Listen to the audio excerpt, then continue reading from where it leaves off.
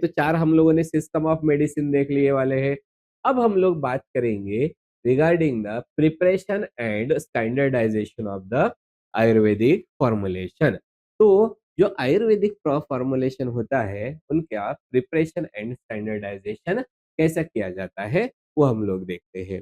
तो हम लोग जब बात करेंगे आयुर्वेदिक फॉर्मुलेशन की, तो आयुर्वेदिक जो मेडिसिन होते हैं उसको प्रिपेयर किया जाता है बाय ट्रेडिशनल फार्मास्यूटिकल मेथड्स में। अब यहाँ पे यूज किए जाते हैं नेचुरल इंग्रेडिएंट्स, जैसे हर्ब्स हो गए, मिनरल्स हो गए और मेटल्स होते हैं, इनको यूज करके बनाए जाते हैं आयुर्वेदिक फॉर्मुलेशन। तो जो कॉमन आयुर्वेदिक डोसेज फॉर्म्स है उनमें आता है अरिस्टा, असावा, चूर्ण, गुटिका, दैट इज द वाटी वाटी। ओके, देन आता है लेया, दैट इज अवलेहा एंड द भस्म। तो ये कॉमन जो आयुर्वेदिक डोसेज फॉर्म होते हैं इनके बारे में अभी हम लोग डिस्कस करेंगे ही करेंगे। और इनका स्टैंडर्डाइजेशन करना इसलिए जरूरी होता है ताकि हम लोग इंश्योर कर सके safety, efficacy, purity and the uniformity of the formulations. Okay, अब यहाँ पे वन बाय वन हम लोग एक एक फॉर्मुलेशन के बारे में बात करेंगे। तो सबसे पहले एक साथ में इनका मीनिंग देख लेते हैं। What is the Arista and the असावा, राइट? तो ये पहले दो, अरिस्टा एंड द असावा। अरिस्टा और असावा सॉरी। तो अरिस्टा और असावा जो होते हैं these are the fermented liquid ayurvedic preparation होते हैं, राइट? सिंपल तरीके से याद रखना, अरिस्टा और असावा क्या है? ये फर्मेंटेड लिक्विड आयुर्वेदिक प्रिपरेशन है। इनको प्रिपेयर किया जाता है फ्रॉम द हर्बल जूसेस और द डिकॉक्शन। ओके, और इसमें फिर ऐड किया जाता है स्वीटनेस के लिए शुगर, जैगरी मतलब गुड़, या फिर हनी ऐड किया जाएगा फॉर द फर्मेंटेशन। और यहाँ पे जो अल्कोहल फॉर्म होता है, मतलब ये सिर्फ स्वीटनेस के लिए नहीं होता, इसमें किसके लिए ऐड करते हैं? For the fermentation. तो यहाँ पे जो अल्कोहल फॉर्म होता है ड्यूरिंग द फर्मेंटेशन, वो एक्ट करता है एज अ नेचुरल प्रिजर्वेटिव और हेल्प करता है जो एक्सट्रैक्ट करने के लिए एक्टिव कंस्टिट्यूएंट्स को। ओके, तो सबसे पहला है हमारे अरिस्टा एंड द असावा। तो सिंपल लैंग्वेज में water, arishta and asava, these are the fermented liquid ayurvedic preparation, right?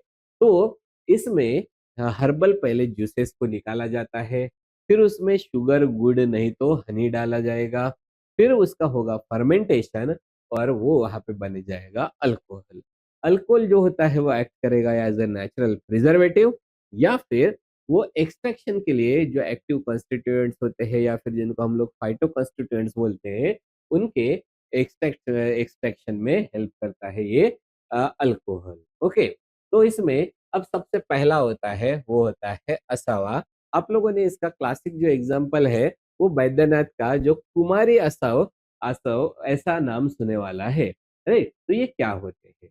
तो असावा क्या है? ये लिक्विड आयुर्वेदिक प्रिपरेशन है जो कि फर्मेंटेशन से मिले वाले हैं हर्बल जूसेस या फिर उनके एक्वस एक्सट्रैक्ट से विदाउट बॉइलिंग। ओके, अब असाव का प्रिपरेशन कैसा होता है? सबसे पहले जो हमारे रॉ ड्रग्स होते हैं उनको हम लोग कोर्सली पाउडर्ड कर लेंगे, फिर इन ड्रग्स को सोक किया जाएगा इन द वाटर और द हर्बल जूसेस, फिर उसमें ऐड किया जाएगा शुगर, गुड़ या फिर हनी।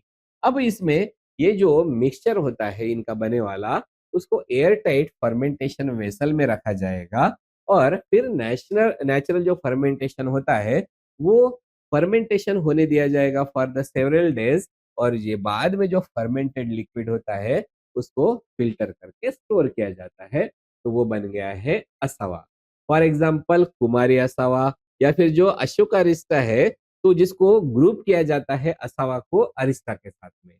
इसलिए अब हम लोग देखेंगे अरिस्टा। अरिस्टा का जो क्लासिक एग्जाम्पल है that is the amrit Arista.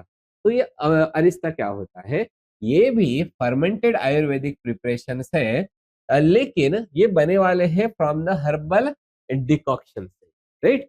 अब ये क्या कैसे बनाए जाते हैं वो हम लोग देखेंगे। सबसे पहले ड्रग्स को बॉईल किया जाता है इन द वाटर और फिर उसका बनाया जाता है डिकॉक्शन। ओके, असवा में बॉईल नहीं किया जा गया था, उसको पाउडर किया गया था और फिर उसको सोक करके रखा गया था वाटर में। अब यहाँ पे डिकॉक्शन बोला है ना अरिस्ता मतलब, तो यहाँ पे जो ड्रग्स होते हैं उसको बॉईल किया जाता है और वाटर में और उसका डिकॉक्शन बनाया जाता है। ये जो डिकॉक्शन है उसको फिल्टर किया जाएगा, फिर उसमें शुगर या फिर जैगरी जो होती है, गुड़ जो होता है उसको हम लोग ऐड करेंगे। फिर फर्मेंटेशन जो एजेंट्स होते हैं जैसे फॉर एग्जांपल जो दत्ता की फ्लावर्स होते हैं वो ऐड किए जाते हैं, राइट? तो ये जो फर्मेंटेशन एजेंट ऐड करने के बाद में फॉर एग्जांपल दत्ता की फ्लावर्स है उसको ऐड कर दिया। फिर ये जो मिक्सचर है उसको रखा जाएगा in the fermentation vessel. After fermentation liquid को फिल्टर करके फिर स्टोर किया जाएगा। तो दोनों में मेजर डिफरेंस क्या होता है? सवार है अरिस्ता में। अरिस्ता जो होता है उसका अरिस्ता में जो बॉइल्ड डिकॉक्शन होता है उसका फर्मेंटेशन करते हैं by using the fermenting agent, और असवा में डायरेक्टली जो रॉ ड्रग्स होते हैं उसको वाटर में सोक करके उसमें ऐड कर देंगे जो शुगर्स वगैरह होते हैं और उसका डायरेक्टली फर्मेंटेशन करते हैं, राइट? ये हो गए हैं हमारे असवा एंड द अरिस्ता। अब अगर हम लोग इनका स्टैंडर्डाइजेशन देखेंगे, standardization of the asava and the arishta, तो उसके लिए पहला होता है organoleptic properties, that means colour, odour, taste and the appearance, इनकी टेस्टिंग होती है। दूसरा होता है वो कहलाता है फिजिकल पैरामीटर, जिसमें आते हैं alcohol content, pH, specific gravity, viscosity and the total solid. और जो तीसरा होता है वो कहलाता है हमारा केमिकल एंड माइक्रोबियल पैरामीटर्स, तो जिसमें हम लोग एनालिसिस करते हैं एक्टिव कंस्टिट्यूएंट कंटेंट कितना है, फिर absence of contamination and the microbial quality, right? तो अगर प्रॉपर फर्मेंटेशन हुआ है तो क्लियर लिक्विड मिलते हैं और फ्रॉथ जो होता है वो अपसेट होता है, राइट? तो ये हो गया है असावा। नेक्स्ट जो आता है that is the gutika, that is the vati, right? तो गुटिका और वटी जो होते हैं वो सॉलिड आयुर्वेदिक डोसेज फॉर्म होते हैं, जैसे टैबलेट और पिल्स होते हैं ना, तो टैबलेट्स और मतलब ये बेसिकली टैबलेट्स और पिल्स होते हैं जो कि बनाए जाते हैं फ्रॉम द पाउडर ड्रग। इनका एडवांटेज ये होता है कि ये कन्वीनियंट होते हैं एडमिनिस्ट्रेशन के लिए, इजी टू स्टोर होता है उनको और उनकी स्टेबिलिटी अच्छी होती है। एग्जाम्पल जैसे चंद्र प्रभावटी या फिर दैट इज द आरोग्य वर्धिनी वटी। तो ये जो गुटिका होती है या फिर वटी होता है उसका जो प्रिपरेशन होता है बड़ा ही सिंपल सा प्रिपरेशन है। सबसे पहले जो प्लांट मटेरियल्स होते हैं उनको ड्राई किया जाएगा और उनको पाउडर फॉर्म में कन्वर्ट कर दिया जाएगा। ओके, उसके बाद में अगर कोई मिनरल इंग्रेडिएंट्स होते हैं उसको पहले कन्वर्ट किया जाएगा इनटू द भस्म इफ रिक्वायर्ड। तो हम लोग आगे भस्म भी देखने वाले हैं क्या है।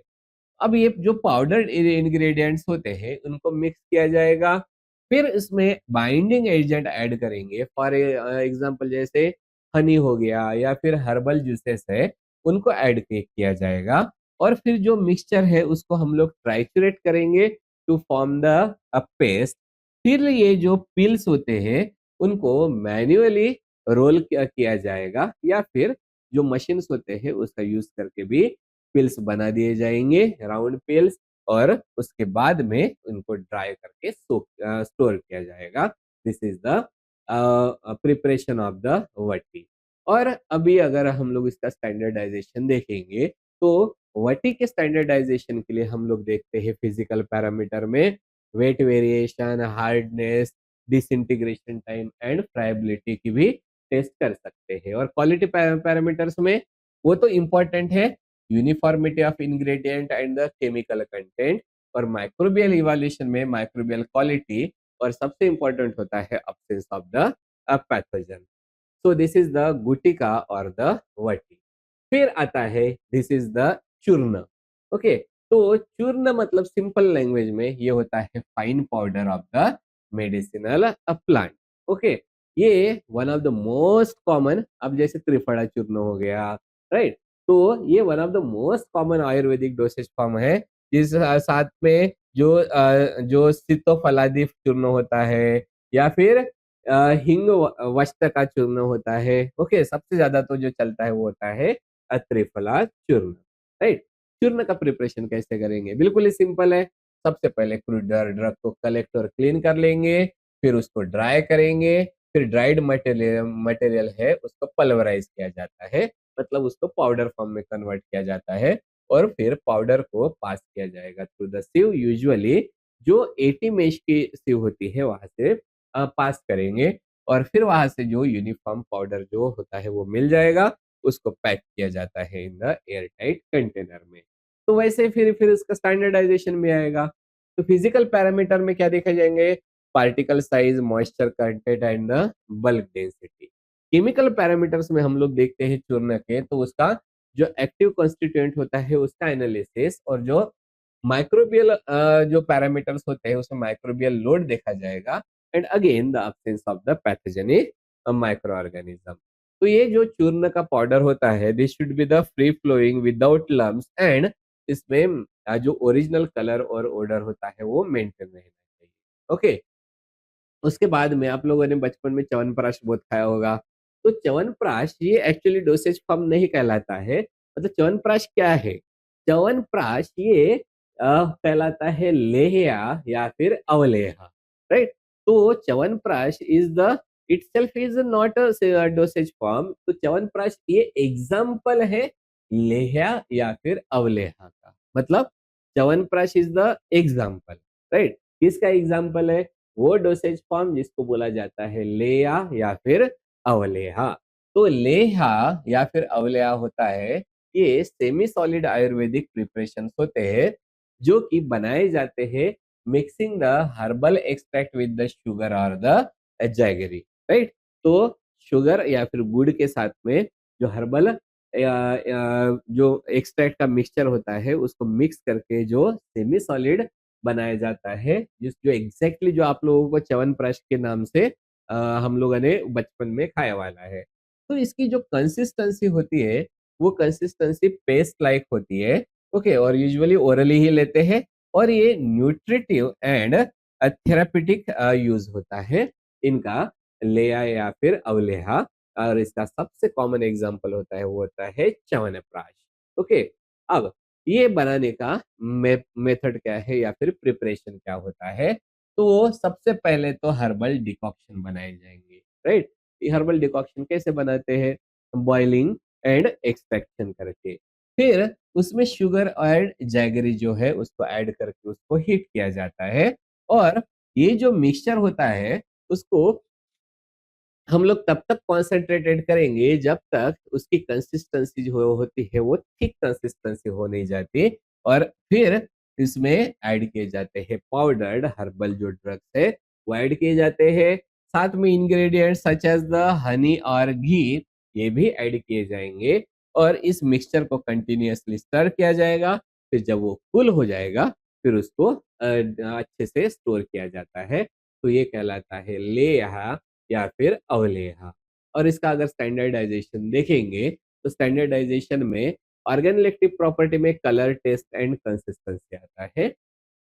फिजिको केमिकल पैरामीटर्स में पीएच एंड मॉइस्चर कंटेंट आएगा, और माइक्रोब्स में जो microbial load and absence of the जो हम लोग बोलते हैं ना पैथोजेनिक माइक्रो ऑर्गेनिजम्स वो आते हैं। तो जो हमारा लेकिन जो गुड लेहा जो होता है वो स्मूथ होना चाहिए, होमोजीनस होना चाहिए, and it should be free from the lumps. Okay, फिर आता है भस्म। ओके, भस्म ये जो होता है ये क्या है? भस्म जो है वो कैल्सिन्ड आयुर्वेदिक प्रिपरेशन होता है, जो कि हम लोगों को मिलता है from the metal and the mineral. और कैसे? जो मेटल और मिनरल्स होता है उनका प्यूरिफिकेशन एंड रिपीटेड इंसनरेशन होगा, मतलब उसको बार बार जलाने के बाद में जो बनता है वो कहलाता है अब भस्म, राइट? तो ये जो प्रिपरेशंस है ऐसा माना जाता है, मतलब अकॉर्डिंग टू आयुर्वेदा कि देज have the high therapeutic potency. जैसे हमारे पास में जो मेटल्स एंड मिनरल्स को बनता है वो होता है भस्म। जैसे स्वर्ण भस्म हो गया जो गोल्ड का होगा, देन अभ्रक का भस्म that is the mica, then ताम्र भस्म वो होता है कॉपर का, तो ये कहलाते हैं भस्म। तो भस्म अगर भस्म का जो मेथड ऑफ प्रिपरेशन है, वो मेथड ऑफ प्रिपरेशन में दो मेन स्टेप्स होते हैं।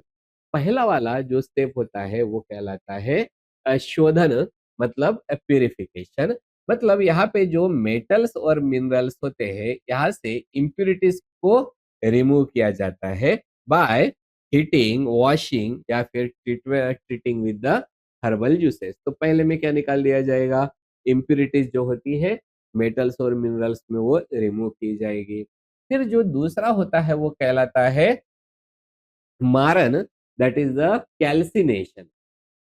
कैल्सिनेशन मतलब जो प्यूरिफाइड मटेरियल होता है उसको ग्राउंड किया जाता है with the herbal extract. Okay, उसके बाद में उसको पैलेट्स में कन्वर्ट किया जाता है और फिर उसको सील किया जाता है इन द अर्थन कंटेनर। मतलब जो मिट्टी के बर्तन होते हैं उसमें उसको सील किया जाता है। ओके, उसके बाद में फिर उसको हीट किया जाएगा एट द हाई टेम्परेचर। तो उसके मतलब लगभग वो जो होता है वो क्या होता है, जले जैसा ही हो जाता है। मतलब वो पूरा, आप लोगों ने भस्म देखा है ना, सीधा राख टाइप का। तो वो जो अर्थन मटेरियल होते हैं, मतलब मिट्टी के जो मटेरियल होते हैं सील वाले, उसमें सील कंटेनर में ऐड करके हाई टेम्परेचर पे इसको जो होता है वो ट्रीट किया जाता है। फिर यहाँ पे जो मेटल्स होते हैं वो कन्वर्ट हो जाते हैं in the fine ash which is called as the bhasma. सीधा सीधा मतलब भस्म मतलब क्या हो गया, राख।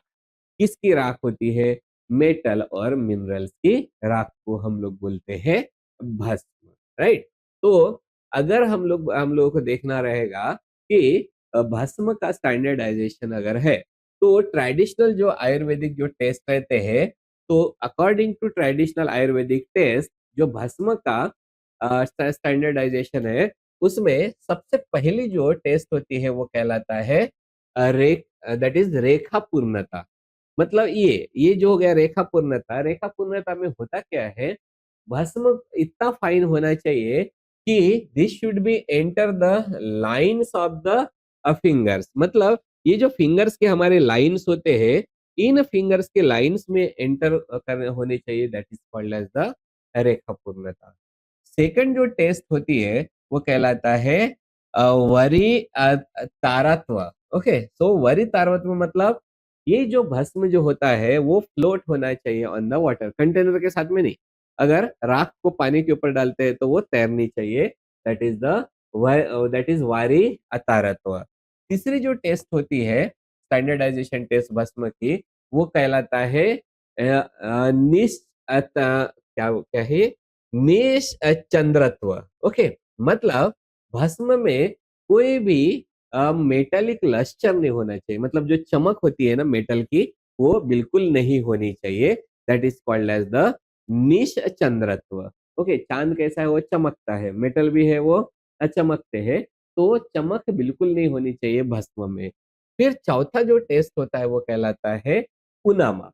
उनामा का मतलब क्या होता है, अगर हम लोगों ने राइस ग्रेन को प्लेस किया ऑन द फ्लोटिंग भस्म में, तो राइस ग्रेन जो होती है वो सिंक नहीं होनी चाहिए। और लास्ट वाला जो टेस्ट रहता है that is the this is the nirdhoom. Okay, तो जब ये इसको जब हीट किया जाएगा तो वहां से धुआं जो होता है, तो मतलब ये व्हेन हीटेड भस्म should not produce the fumes. तो जब हम लोग इसको मतलब आग के ऊपर रखेंगे भस्म को, तो वहां से धुआं नहीं निकलना चाहिए। ये पांच जो ट्रेडिशनल आयुर्वेदिक जो टेस्ट होते हैं भस्म के लिए, ये ट्रेडिशनल भस्म के टेस्ट हो गए। और भस्म का स्टैंडर्डाइजेशन का इम्पोर्टेंस क्या होता है, तो जो आयुर्वेदिक फॉर्मुलेशंस होते हैं, मतलब अगर हम लोग ये देखेंगे कि सारे जो आयुर्वेदिक फॉर्मुलेशंस होते हैं उनका स्टैंडर्डाइजेशन क्यों कर रहे हैं, क्योंकि हम लोगों को फिर यूनिफॉर्म क्वालिटी मिलती है मेडिसिन की।